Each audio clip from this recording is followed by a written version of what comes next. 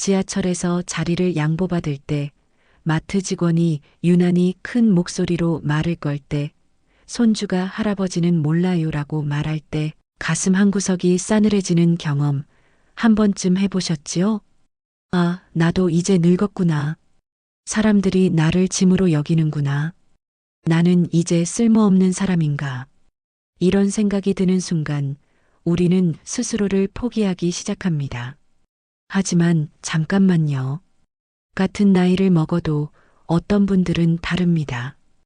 70살인데 30처럼 눈빛이 살아있고 80살인데 새로운 것에 도전하며 말 한마디, 행동 하나에 힘과 멋이 느껴지는 분들. 그분들은 대체 무엇이 다를까요? 나이는 숫자가 아닙니다. 나이는 마음가짐입니다. 오늘 이 이야기 하나가 여러분의 남은 인생을 완전히 바꿀 수 있습니다. 지금부터 말씀드릴 7가지 이야기는 그냥 조언이 아닙니다. 세계의 훌륭한 분들이 실천하셨고 우리 어른들이 지켜오신 나이 들수록 더 존경받는 분들의 살아가는 방법입니다. 이 이야기를 끝까지 들으신다면 내일 아침 거울 속 여러분의 눈빛이 달라질 겁니다. 나이가 힘이 되는 삶, 지금 시작합니다. 첫 번째 배움을 멈추지 않는다. 옛 성경 말씀에 이런 구절이 있습니다. 살아있는 동안 배우고 배우는 동안 살아있어라. 이 나이에 뭘 배워? 이 한마디가 여러분을 늙게 만듭니다. 진짜 멋진 어른은 절대 이렇게 말하지 않습니다. 어떻게 하면 될까요? 첫째, 휴대폰 쓰는 법을 젊은 사람에게 물어보세요. 부끄러운 일이 아닙니다. 오히려 배우려는 모습이 더 존경받습니다. 둘째, 새로운 취미 하나 시작해 보세요. 그림 그리기, 악기 연주, 노래, 무엇이든 좋습니다. 셋째, 나는 늙었어가 아니라 나는 아직 배우는 중이야라고 말해보세요. 실제 있었던 일입니다. 일본의 마사코 할머니라는 분이 계십니다. 이분은 81살에 컴퓨터를 배워서 노인들을 위한 게임을 만드셨어요. 애플이라는 큰 회사 사장님이 이분을 초청했고 전 세계 신문에 이분 이야기가 실렸습니다. 할머니는 이렇게 말씀하셨습니다. 나이는 숫자일 뿐이에요. 배우고 싶은 마음은 영원하답니다. 오늘부터 해보세요. 손주에게 전화하세요. 야, 유튜브라는 거 어떻게 보는 거야? 할아버지한테 좀 알려줘라. 이 한마디가 손주와의 마음을 가깝게 하고 여러분을 다시 젊게 만듭니다. 두 번째, 옛날 이야기로 자랑하지 않는다. 영국의 유명한 정치가가 이런 말을 했습니다. 옛날만 붙잡고 있으면 앞날을 잃게 됩니다. 내가 젊었을 때는 나 때는 말이야. 이 말이 나오는 순간 사람들의 귀가 닫힙니다. 본인은 경험을 나누는 것뿐인데 상대는 잔소리로 듣습니다. 왜 그럴까요? 옛날 이야기는 이렇게 들리기 때문입니다. 너희는 몰라. 나는 대단했어. 옛날이 더 좋았어. 이런 말은 하지 마세요. 하나, 요즘 애들은 버릇이 없어. 나 때는 안 그랬는데. 둘, 내가 해봐서 아는데 그거 안 돼. 셋, 우리 때는 고생을 해봐야 말이지. 이렇게 말해보세요. 하나, 요즘 젊은이들은 우리 때와 다른 세상을 살아서 이해하려고 노력해야지. 둘, 내 경험으로는 어려웠는데 지금은 세상이 달라져서 가능할 수도 있겠네. 셋, 세상이 참 좋아졌어. 너희가 부럽구나. 기억하세요. 옛날 이야기는 자랑이 아니라 참고입니다. 지혜로운 어른은 옛날을 들이대지 않고 지금을 함께 걸어갑니다. 세 번째, 건강을 자랑하지 않는다.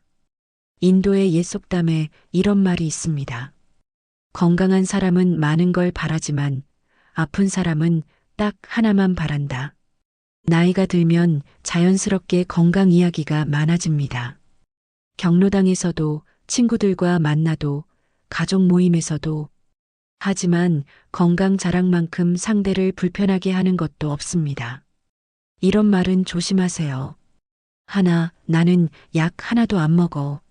너는 왜 그렇게 약을 많이 먹어? 이 말은 상대의 아픔을 무시하는 겁니다. 둘, 운동 안 하니까 그렇지. 나는 매일 걷는다고. 누구나 사정이 있습니다. 여러분이 건강한 건 고마운 일이지 자랑할 일이 아닙니다. 셋, 어디 편찮으세요? 안색이 안 좋아 보이는데. 걱정이 아니라 지적으로 들립니다. 이렇게 말씀하세요. 하나, 건강 잘 챙기시길 바랍니다. 둘, 나이 들수록 서로 몸 챙겨야지요. 셋, 편찮으시면 말씀하세요. 제가 도울 게 있으면 돕고 싶습니다. 명심하세요.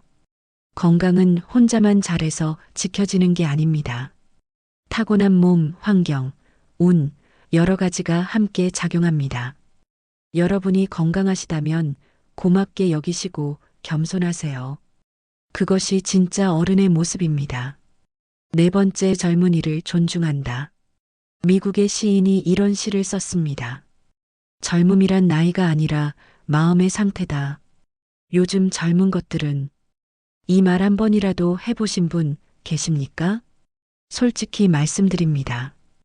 이 말을 하는 순간 꼰대가 됩니다. 젊은이들은 우리의 아랫사람이 아닙니다. 그들은 우리가 모르는 세상을 살아가는 같은 시대 사람입니다. 세대 사이의 벽을 허무는 방법을 알려드리겠습니다. 첫째, 그들의 말을 이해하려 애쓰세요.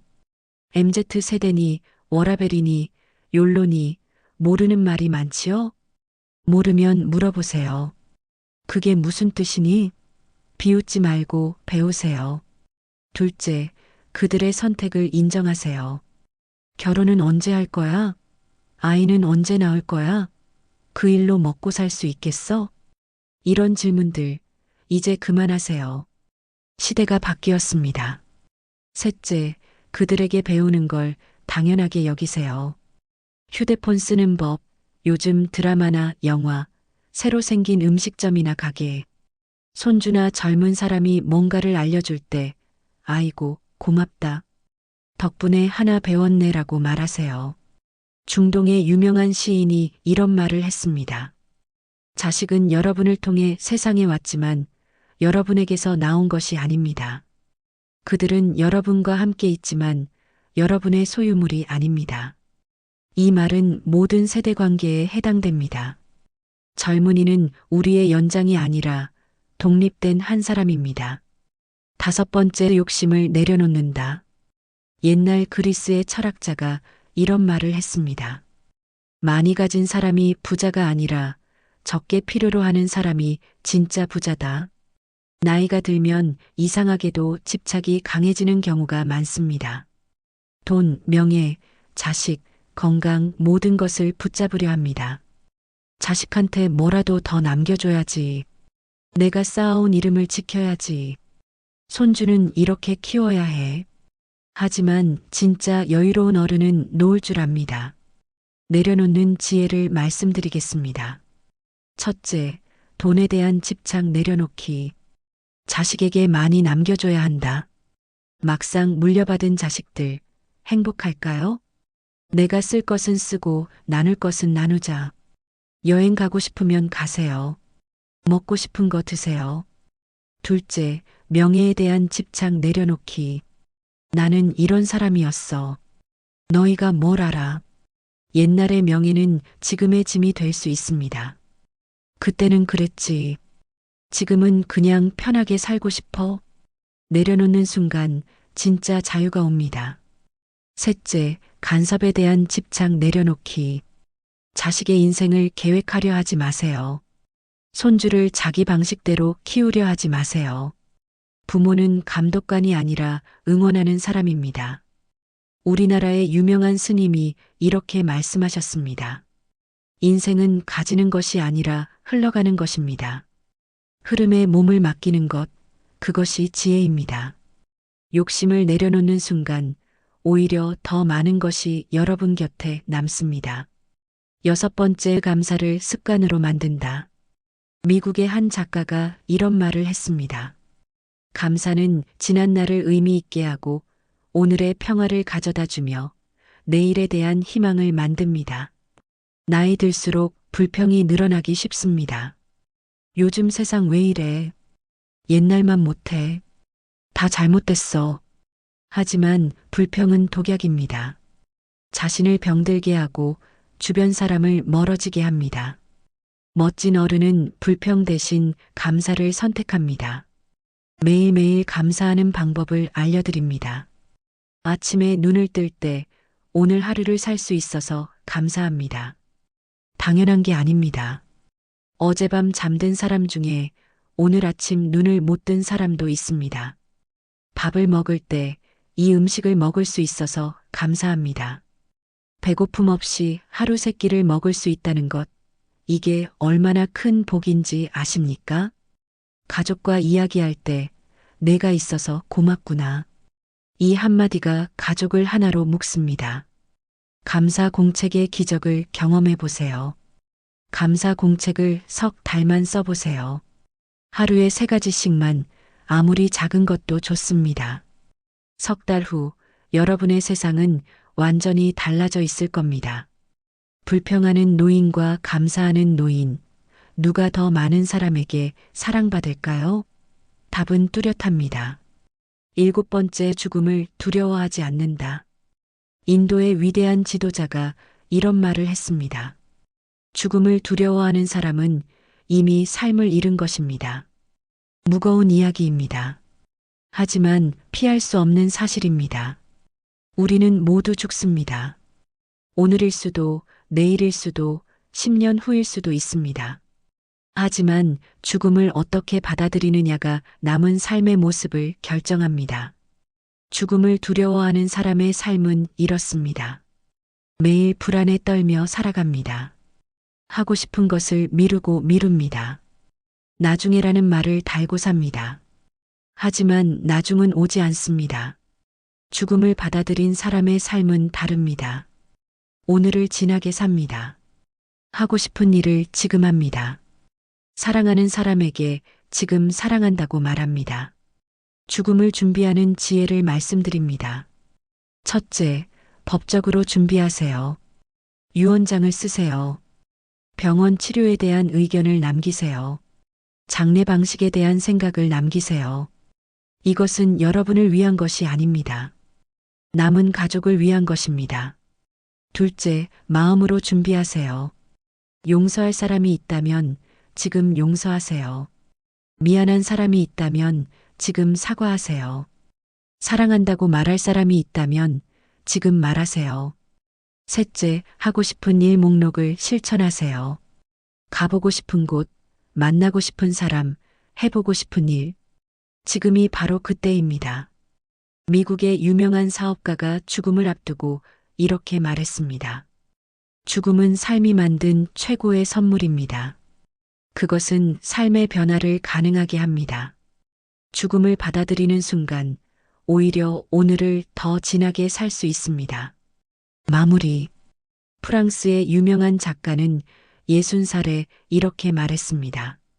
40살은 젊음의 늙음이고 50살은 늙음의 젊음입니다.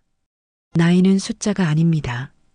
나이는 우리가 어떻게 사느냐에 따라 힘이 되기도 하고 짐이 되기도 합니다. 다시 정리하는 7가지 이야기입니다. 하나, 배움을 멈추지 않는다. 배우고 싶은 마음은 영원하다. 둘, 옛날 이야기로 자랑하지 않는다. 옛날은 참고지 자랑거리가 아니다. 셋, 건강을 자랑하지 않는다. 건강은 고마운 일이지 자랑할 일이 아니다. 넷, 젊은이를 존중한다. 그들은 같은 시대를 사는 사람이다. 다섯, 욕심을 내려놓는다. 놓을수록 더 많이 채워진다. 여섯, 감사를 습관으로 만든다. 감사가 인생을 바꾼다. 일곱, 죽음을 두려워하지 않는다. 오늘을 진하게 산다. 오늘 당장 해보세요. 하나, 배우는 자세. 젊은 사람에게 뭔가 하나 물어보세요. 둘, 듣는 모습. 나 때는 대신 상대 이야기를 끝까지 들어주세요. 셋, 감사의 말. 감사합니다를 오늘 3번 이상 말해보세요. 여러분이 지금 몇 살이시든 어떤 상황에 계시든 오늘부터 달라지실 수 있습니다. 나이가 들수록 빛나는 사람, 나이가 힘이 되는 삶, 그것은 선택입니다. 스페인의 유명한 화가는 90살까지 그림을 그리며 이렇게 말했습니다. 나이가 들면서 젊어지는 법을 배웠습니다. 여러분도 오늘부터 나이 들수록 더 빛나는 사람이 되시길 바랍니다. 여기까지 들어주셔서 진심으로 감사드립니다. 여러분의 남은 인생이 가장 아름다운 인생이 되시길 응원합니다.